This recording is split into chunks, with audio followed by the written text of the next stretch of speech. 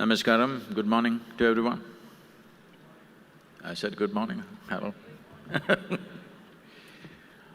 Well, we can bring a certain amount of change in people's behavior, which could have a minor impact of how we consume this planet in different ways.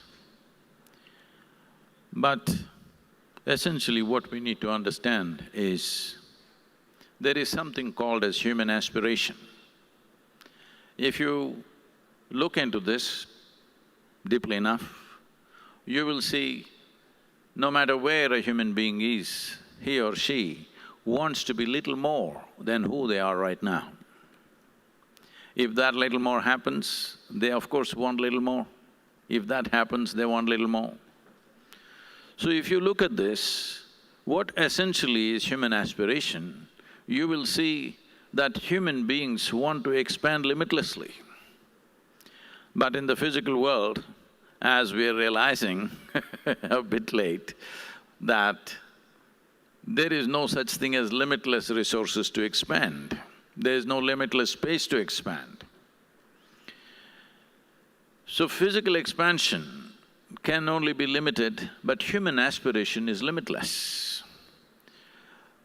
If we understand that this has happened essentially because of how deeply and wrongly we are identified with our own physical self, in the sense all of us, largely the world has forgotten who we are physically as physical bodies is something that we gathered slowly over a period of time. What we call as my body right now is just the food that we've eaten, or it's just a piece of the planet. Most people don't get it till you bury them. They don't understand they are a piece of this planet just because they're able to prance around right now. So it is this fundamental identification with the body which we have gathered over a period of time, which makes us this longing to expand, this aspiration to expand is finding a physical expansion. If it finds very basic physical expression, we call this sexuality.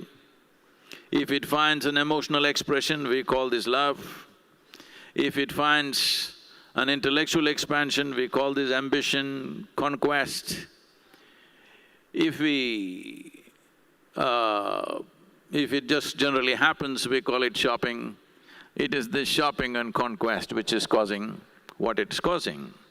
But now with morals and ethics, we are trying to control human aspiration. Well, we must understand this much. With all the morality and ethics, in all these years of human experience, we have not succeeded in making it happen. How come we believe it's going to happen tomorrow? People will give morality to somebody else, but they will do what they have to do. So one most important thing that needs to happen is to bring this consciousness in a human being, that your experience of life is not limited to your body, or your experience of life is not just a physiological and psychological process, something beyond that needs to happen. We have not invested in this in human beings, so their aspirations are finding physical expressions. Or to put it in a different context, human beings are in pursuit of their happiness. Their happiness right now is in expansion, being more and more and more, limitlessly more.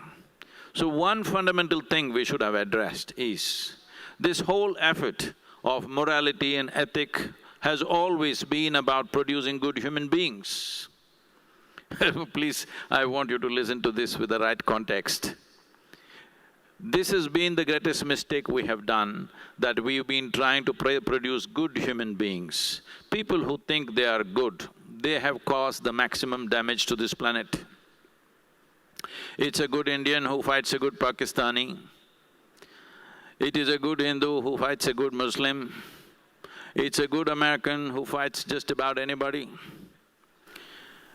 So the more good you are, the more you are oriented towards confrontation. It's important to understand, I'm asking all of you, On a certain day or a certain moment when you're very joyful, are you a problem to anybody? And do you see that what you want becomes very small when you're very happy by your own nature? So we should have produced more joyful and sensible human beings. Instead of that, we've always been focusing on producing good human beings. The more good they think they are, what they think is theirs, they keep pushing it. We are talking about competition. Well, competition is not just between corporations or businesses. Competition is not just between nations. Even the religions of the world are in serious competition to expand, to bring more and more people under their fold, which means more and more land under their fold. So, competition you have not been able to stop in any sphere of life. We can talk as much as we want, but the important thing is there is something called as fundamental human aspiration, which is longing to be something more. If you do not address this beyond one's physical identities, if you do not address this, we can do what we want, but it will go on. But a more immediate way of handling this would be, especially all the religious leaders who have a certain influence over their people, the most important thing is this.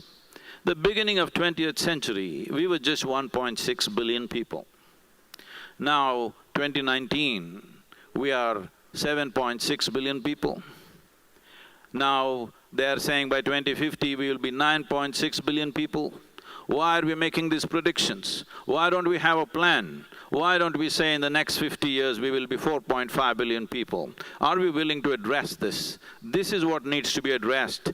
It may look like there are many problems, but actually there's only one problem. We are nice, but we're just too many. This we need to understand. There is no space for any other creature to live on this planet simply because we are so many and our footprint is so big. So we are trying to reduce the size of our footprint, I understand that. But believe me, it is much easier to control human population than human aspirations. You cannot control human aspirations.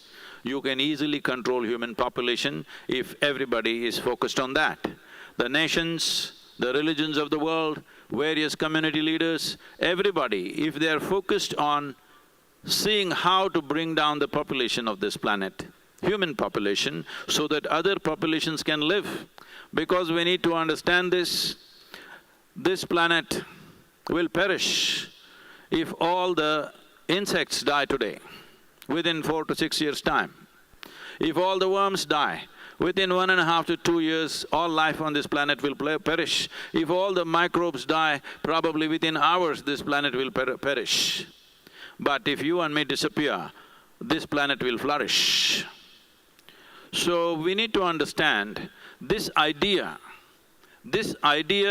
that all other creatures were created to serve humanity. This idea should first go out of our heads. This has been the most destructive idea. If at all, if any moral value has to come or ethical system has to come, the one thing that needs to happen is every human being from their childhood must understand that other creatures are not here to serve us. Other creatures are here to live their own life. As we are living our lives, they have to live their own lives. They are not here to serve us. This one idea has been the most destructive thing. So in this, whole cultures have evolved around the world. Now with simple morals or ethics saying that don't do this, don't do that, let's change this. Okay, everybody says, I will have bath with 1 bucket of water. Please, this may give you some satisfaction. This is not a solution. If you want a solution, human footprint has to come down. I was in one of the conferences when I said footprint has to come down. They asked, how? I said, we just have to have less feet. There are too many feet on the ground. Each one of us have 2. That's the problem. So if we do not bring down the populations, if we do not aspire or plan to bring down human populations, do what you want. You are trying to handle a cancer with Band-Aid. with minor interventions, we are feeling satisfied we have done something. We have not done anything significant till we have a clear-cut plan that in this many years we will bring the population to this place. When we have the sense to go to Africa or to even in India, that elephant population is too much, so we must cull it because it's too much for the habitat. When we have that much sense, how come we don't have sense? I'm not talking about culling human beings, I'm saying we can control the birth. It is very simple. You don't have to do anything, population gets controlled. So, this is the most important value we need to bring in. One thing is to understand, human aspiration is to expand limitlessly, you cannot control that.